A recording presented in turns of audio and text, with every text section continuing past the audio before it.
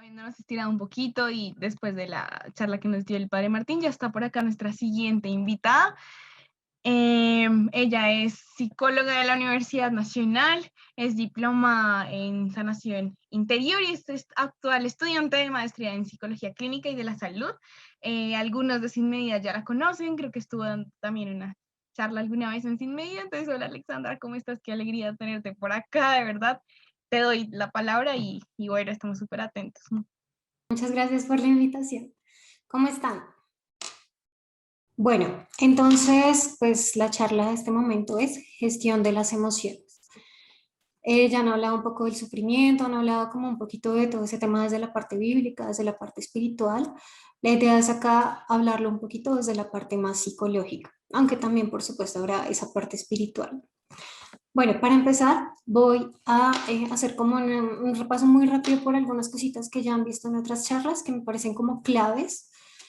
Entonces, lo primero es hablar un poquito sobre el origen del sufrimiento, porque pues las emociones están en la base del sufrimiento, entonces el sufrimiento y las emociones tienen todo que ver. Respecto al origen del sufrimiento, pues siempre el origen del sufrimiento va a ser el mal, sea un mal físico o un mal moral. El mal físico no depende de la voluntad, normalmente, puede ser una enfermedad, un accidente, cositas así, no dependen de la voluntad. El mal moral, sí depende de la voluntad. Ese mal es pecado, ocultismo, nueva era, odios, resentimientos, cadenas intergeneracionales también entran ahí, traumas que nos han generado o que nosotros le hemos generado a otros, todo eso entra dentro del mal moral. Sí depende de la voluntad y Dios nos da la gracia para poderlo evitar. En la Biblia dice, fiel es Dios que no permitirá que seas probado por encima de tus fuerzas. Entonces, siempre tenemos la gracia para evitar este tipo de mal, el mal moral. Bueno, otro puntico clave de cositas que ya han visto en otras charlas es que somos seres psico-espirituales. Somos una unidad biopsicoespiritual. Eso significa que lo que afecta al cuerpo afecta al alma y afecta al espíritu. Lo que afecta al espíritu afecta al cuerpo y al alma. Y así, todo afecta a todo, porque somos una unidad. Por eso un poco de esas enfermedades psicosomáticas de las que también hablaron en algún momento. Y otra cosita también importante es que el mal siempre será mal, siempre, aunque de él se puedan sacar cosas buenas. Que se puedan sacar cosas buenas no lo hace un bien, sigue siendo un mal. Y eso es importante aclararlo porque a veces nos justificamos en el daño que le hacemos al otro diciendo que no, que será por su bien. Y no, o sea, si lo que hicimos está mal y punto, aunque nuestra intención fuera hacer un bien. Bueno, otra distinción importante que hay que hacer es que dejar de sufrir no es lo mismo que aprender a sufrir. El dejar de sufrir es un poco lo que nos vende el mundo, un poco esos movimientos de autoayuda funcionan así, el pare de sufrir, cosa que no existe algo así como una vida sin sufrimiento, eso no existe. En una charla anterior hablaban también un poquito del budismo y el budismo tiene de base esta filosofía, el dejar de sufrir. Pero ¿qué pasa? Que cuando dejamos de sufrir, dejamos también de amar, dejamos también, o sea, dejamos de sentir las emociones negativas, pero para eso tenemos que dejar también de sentir las emociones positivas. No se puede eliminar las emociones negativas sin eliminar las positivas. Acá entra un poco lo del mindfulness. Hay muchas personas que saltan y se escandalizan cuando uno dice que el mindfulness es nueva era, que no se debe practicar, que un católico no debería practicarla. Y es precisamente por esto, el mindfulness es una práctica oriental que tiene detrás esta filosofía. Busca precisamente esa conciencia plena y ese apagar las emociones, dejar de sentir, o sea, es ser totalmente consciente de todas las sensaciones corporales, pero al final es para dejar de sentirlas. Entonces está esa de base, esa filosofía de dejar de sufrir, que de hecho el nirvana, el concepto de nirvana es precisamente esto, es apagarse, literal, apagarse como una vela, apagarse totalmente. Por eso es que muchas personas cuando participan en mindfulness o en general en cualquier tipo de práctica de nueva era, empiezan a perder la capacidad de sentir, la capacidad de amar, la capacidad de sentir empatía. Son personas que tú les preguntas y ellos te dicen, no, no, yo no siento nada, no siento remordimiento, no siento ni siquiera amo a mis papás, no siento nada. Y por eso esas personas se vuelven tremendamente duras de corazón, muy duras de corazón, no sienten el más mínimo remordimiento. Esto es dejar de sufrir.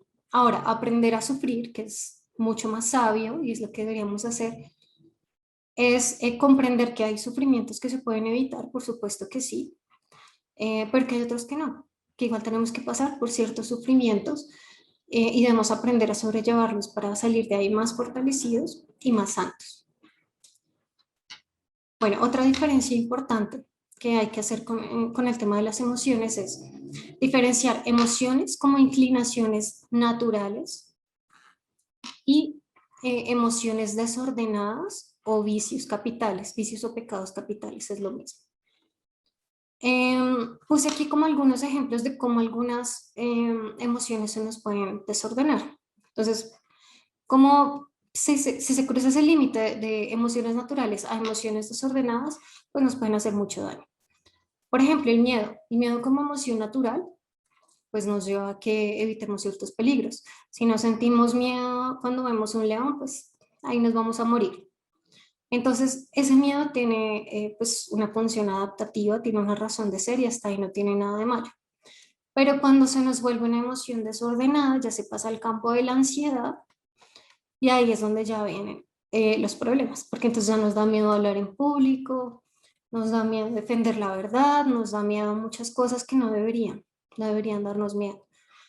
El dolor, que es otra emoción natural, como emoción natural nos ayuda a saber que algo no está funcionando bien, que tenemos una herida en algún lado, sea físico o emocional.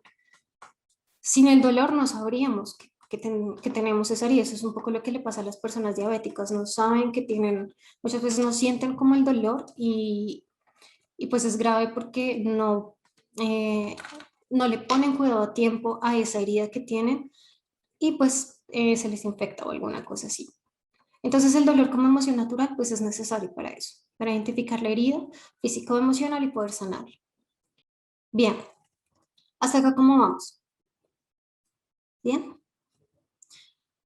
Bueno, ahora, ¿cómo no se gestionan las emociones? Voy a empezar por aquí antes de darles algunas pautas de cómo sí se hace. Dándole rienda suelta sin filtro, mal. O sea, si dejamos salir esa ira como sea, como salga, vamos a lastimar a muchas personas. Vamos a decir cosas que al final no queremos decir.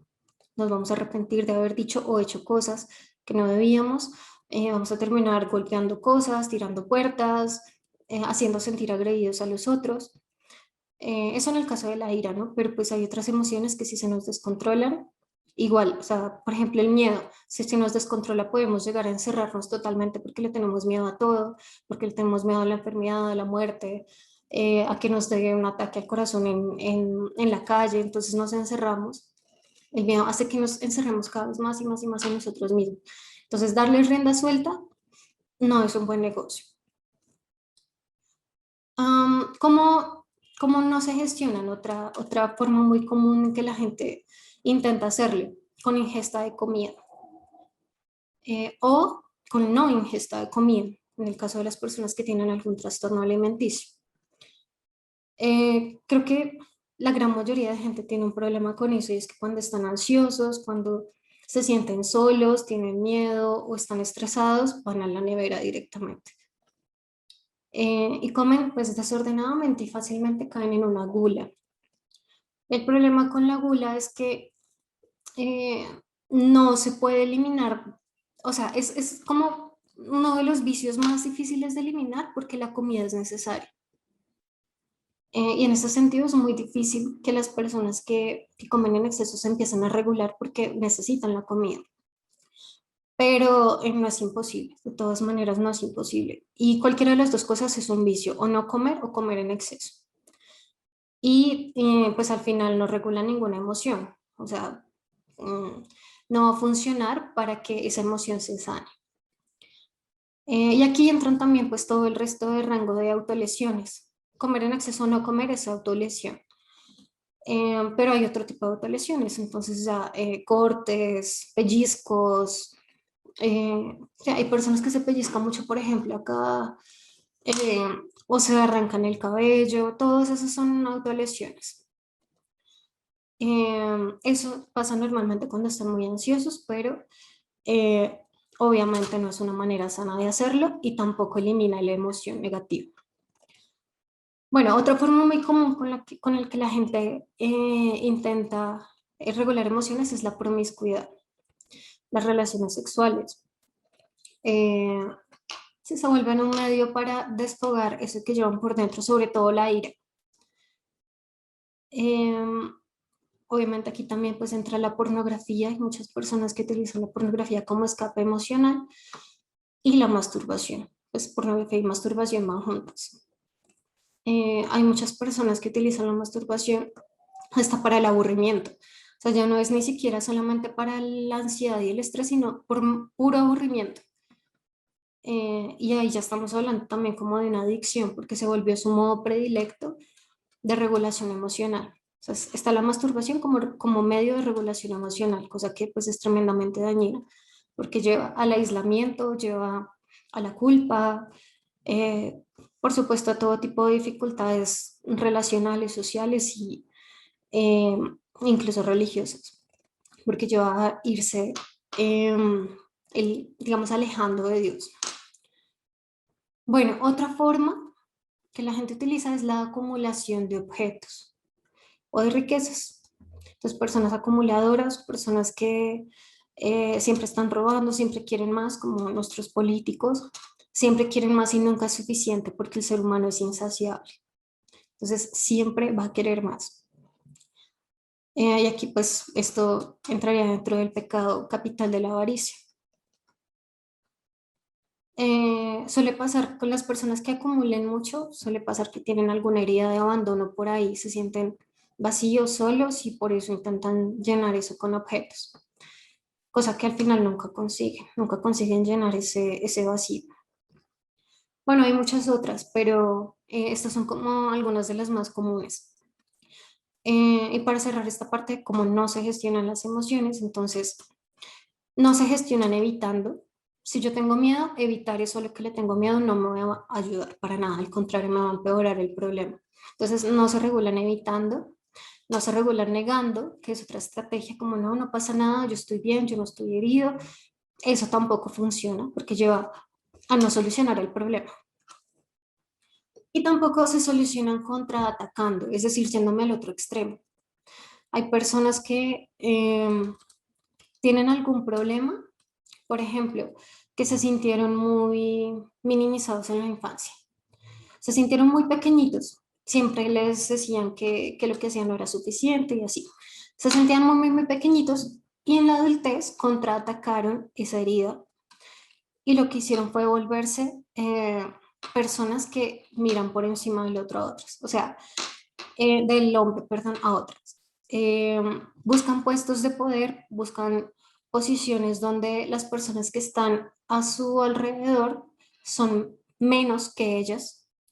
O sea, buscan siempre posiciones donde ellos van a ser más. Eso es contraatacar y tampoco es sano. Ahora, ¿cómo si se gestionan las emociones? Entonces, el mecanismo de afrontamiento más sano ante cualquier herida, ante cualquier sufrimiento, ante cualquier emoción negativa es enfrentar y sanar. Puse aquí también pues, las 4 emociones básicas para ver cómo se enfrentan. Entonces, el miedo se afronta. Si yo le tengo miedo a algo, no hay mejor manera, no hay mejor estrategia para eliminar ese miedo que afrontar.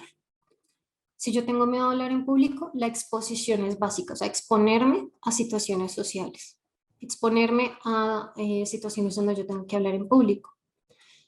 Igual si yo le tengo miedo a los ratones, pues bueno, creo que todos han visto de pronto algunos programas con terapia de exposición, que es precisamente donde les van exponiendo gradualmente a eso que les provoca miedo, sobre todo en casos de fobias. Eh, Y es eso precisamente, enfrentar el miedo es siempre la mejor manera de superar. El dolor, el dolor se atraviesa, no se evita, no se busca eliminar rápido, porque cuando estamos dolidos, cuando estamos sufriendo, buscamos como que se acabe ya, o sea, salir de ese dolor ya. Si nos murió alguien, ya quiero dejar de sentir este dolor y este vacío. Y eso no va a funcionar tampoco. Entre más yo quiera huirle a ese dolor, más patológico se me va a volver. Si yo lo afronto, si yo me permito sentir ese dolor y pasar por todas las etapas del dolor, por ejemplo, en un duelo, si yo me permito pasar por todas las etapas de un duelo, va a sanar rápido. Si yo en cambio estoy evitando, estoy buscando no sentir, doparme, no sé, beber alcohol para no sentir ese dolor, eh, pues más estoy empeorando el problema y más largo se va a hacer el duelo y el dolor. Entonces el dolor se atraviesa. La ira, la ira se canaliza. Como les decía ahorita hace un rato, no se, o sea, no siempre es negativo, entonces debe canalizarse para buscar justicia y no venganza. Siempre debe estar en sus justos límites, buscando una justicia santa, no desproporcionada y por supuesto con reacciones no desproporcionadas. Entonces la ira se canaliza. Y el placer se dosifica.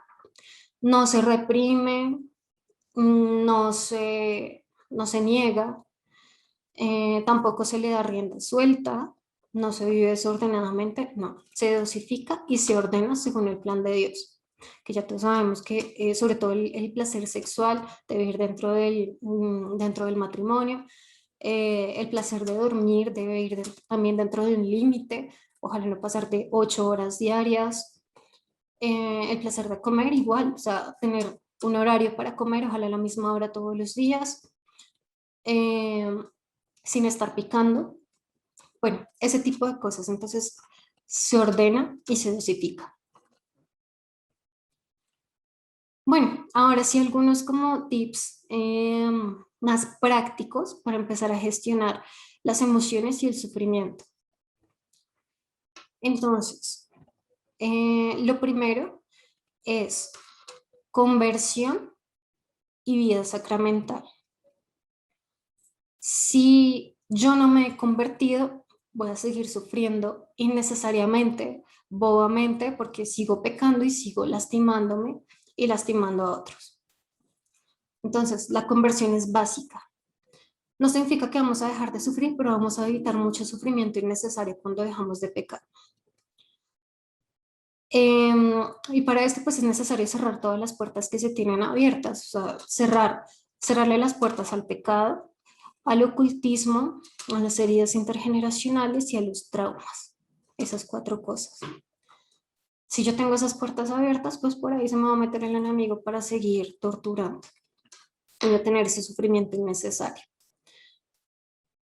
Bueno, es necesario también identificar las heridas, que para eso nos ayuda el dolor nos ayuda a identificar dónde hay una herida. Entonces, identificar las heridas es básico para poder sanarlas. Jeremías 33:3, no sé cómo, algo así, no me acuerdo bien exactamente cómo dice, pero algo así como, antes de que, perdón, eh, clama a mí y yo te revelaré cosas ocultas que tú no conocías. Es algo así lo que dice. ¿Por qué esta cita? Porque a veces no nos acordamos de cuáles son nuestras heridas. A veces nuestro mecanismo de defensa ha sido olvidar.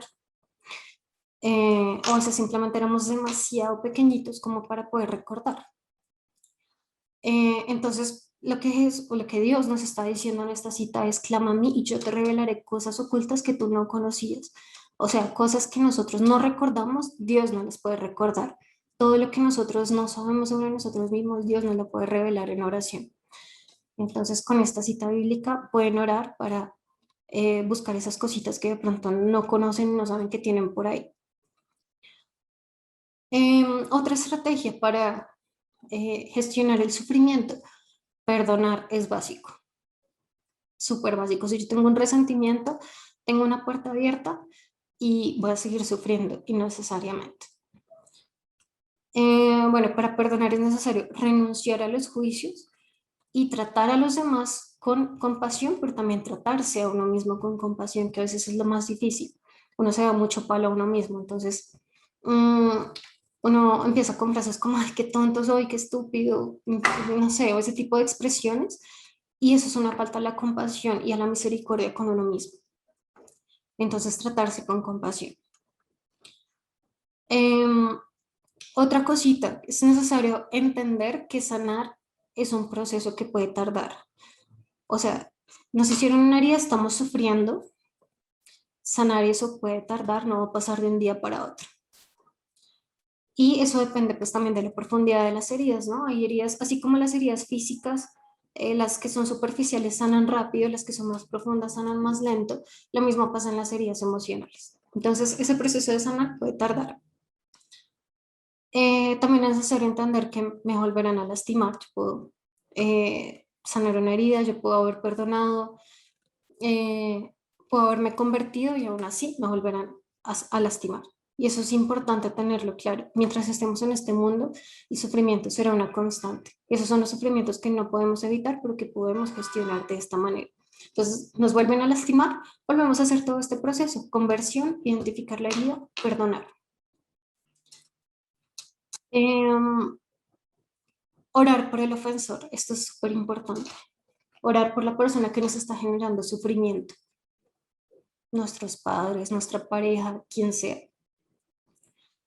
Y bendecirlo de la forma contraria a como nos lastimó. Por ejemplo, supongamos que yo sufrí un abuso sexual, entonces yo puedo decir, abusador, yo te bendigo y espero que a ti nunca nadie te abuse. Cosas así. Esto es súper difícil de hacer. Por supuesto que es difícil cuando uno tiene rabia y cuando uno tiene el dolor vivo, pero ese momento, cuando uno tiene el dolor vivo, es el mejor momento para sanar. Jesús, por ejemplo, cuando fue torturado, cuando fue flagelado, cuando fue crucificado, él no esperó a haber resucitado y a ya estar súper bien para perdonar a quienes lo habían lastimado. Fue en el momento de mayor dolor, cuando estaba siendo crucificado, cuando él dijo, Padre, perdónalos porque no saben lo que hacen. Entonces, ese momento de mayor dolor es el ideal para perdonar y para orar por el ofensor. No después cuando ya todo está bien, cuando ya ha pasado el tiempo, no. Es el momento de mayor dolor. Bueno, otra estrategia, pues evidentemente hacer oración de sanación y liberación. De sanación para las heridas emocionales y liberación para lo que tiene ya un componente más espiritual, que son heridas intergeneracionales y ocultismo y maldiciones, esas tres cosas. Para esto, para hacer oración de liberación, es importante estar en gracia, estar confesados, ponerse en la presencia de Cristo, no decretar ni declarar. Esto ya tal vez algunos me lo han escuchado, pero es súper importante. Esto de decretar y declarar y de yo declaro y decreto que soy sano en el nombre de Jesús, eso no es católico, eso es protestante. Y no fue así como Jesús sanaba en el Evangelio. Es como el leproso del Evangelio que decía, Señor, si quieres, puedes curarme. Si quieres, no es si yo decreto y declaro. Entonces, con humildad, no con soberbia. No es con soberbia que ese sufrimiento va a parar. Es con humildad. Otra estrategia que también ya algunos conocen es dar la paz en la misa. Abusador, exnovio X, papá, no sé, quien sea, la paz sea contigo. En el momento de la misa, mentalmente. El momento de la paz en la misa. Ese es el momento para ponerse en paz con las personas con las que tenemos algún dolor. Mentalmente, porque las demás personas no tienen por qué saber pues que estamos haciendo eso. Pero es muy místico, realmente este ejercicio es muy, muy místico y a esa persona le llega esa paz, aunque nosotros no los contactemos. Entonces, darle la paz a esas personas que nos provocan sufrimiento en la misa. Si somos nosotros mismos los que nos estamos provocando sufrimiento, darnos la paz a nosotros mismos. Y bueno, esto creo que se los mencionaron también en una charla anterior, pero ofrecer el sufrimiento en el momento del ofertorio de la misa. Cuando se están llevando las ofrendas al altar, es el momento donde tenemos que ofrecer todo lo que somos y todo lo que tenemos, todo lo bueno y lo malo. Entonces ahí si estamos sufriendo, ofrecer en el altar como sacrificio ese dolor que estamos pasando. Bueno, resalte aquí que es importante buscar ayuda, porque los católicos tendemos a repetir mucho de pronto ese pensamiento de, no, Jesús es el que me sana, o sea, yo me sano con Jesús, ya. Y sí, claro, Jesús es el que sana, por supuesto, pero Jesús también dio la ciencia al médico, Jesús dio también la ciencia al psicólogo y al sacerdote. Esas tres cosas las necesitamos. Apoyo desde lo físico con el médico, desde lo psicológico con los psicólogos y psiquiatras y desde lo espiritual con los sacerdotes, porque como hablamos al principio somos bio-psico-espirituales y necesitamos ayuda en esas tres áreas. Entonces reconocer con humildad que somos una comunidad y que necesitamos de otras personas y que no podemos solos es importantísimo. Si nos quedamos en la soberbia de no, yo me sano solo y yo no tengo por qué compartir mis cosas con nadie, pues no, ahí nos vamos a quedar sufriendo con nuestras heridas abiertas.